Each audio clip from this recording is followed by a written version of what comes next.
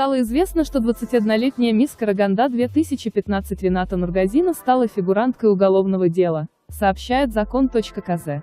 Ее обвиняют в оскорблении сотрудника дорожно-патрульной полиции. Судя по странице Инстаграм Ренаты, она продолжает учиться в Карагандинском государственном университете имени Букетова на биолога. Кроме того, она активно занимается рекламой. Помимо прочего, она сотрудничает с одним из салонов красоты.